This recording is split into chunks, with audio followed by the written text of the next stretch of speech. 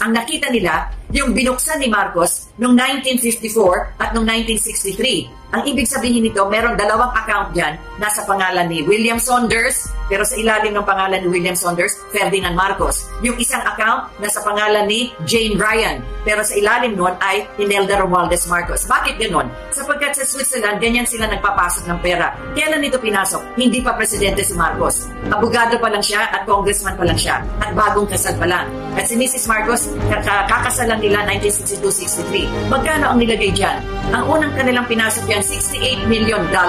Saan ang galing ito? Hanggang ngayon, hindi natin masasagot. Sapagkat ang taong nagpasok niyan ay namatay na. Hindi nila pinayagan si Marcos na bumalik sa Pilipinas at sa kanya ay madinig natin ang kwento kung saan ang galing ang kanyang kayamanan. Saan napunta yung pera na yan? Saan napunta yung mga accounts na yan, yung Swiss accounts na yan? Yung simula ng pagpasok ni Mrs. Aquino, nakita nila dun sa account na yan, yung kanilang ginawa ng arithmetic, mga $356 million yan. Sa haba ng panahon na andyan yung pera niya, kumita na ng interest.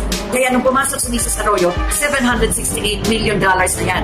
Sasabihin nila, ay ninakaw ni Marcos. Hindi. Tumaas na yung presyo sapagkat nagkaroon ng interest ang pera na yon. Saan pumunta yan?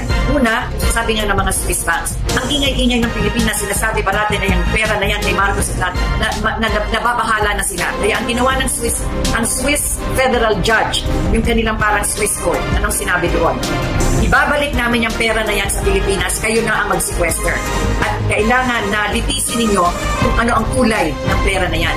Sino ba ang may-ari niyan? At kayo na rin ang magsasabi kung yung pera na yan ay ninakaw. Pero huwag na kayong balik ng balik pa dito sa Switzerland para tanungin yung pera na yan. And they did that. They made a judgment.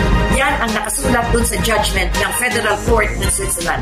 Anong ginawang interpretasyon dito sa atin? Binaliktad yung German language na yon at sinabi, kasi daw yung pera na yon ay kay Marcos at yun daw ninakaw sa taong bayan kaya binabalik sa Pilipinas. Can you imagine that? Ang pagbabaliktad na ginawa nila, be that as it may, hindi rin mapasok sa Pilipinas. Bakit? Sa laki ng halaga, walang bangko dito sa atin ang pwedeng tumanggap ng ganong kalaking halaga.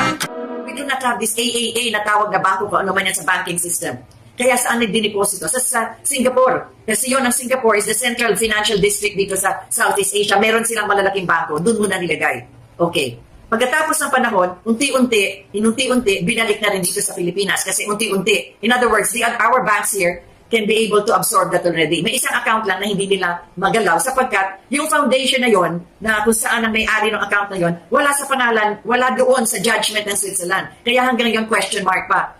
Paano napunta doon? Kaya ang Singapore, wise din. Hanggat hindi nyo napapakita yung judgment ng Switzerland na sinasabi na yung foundation na yan ay kay Marcos, hindi namin bibitawan to. Pero, napasok magkano? $768 million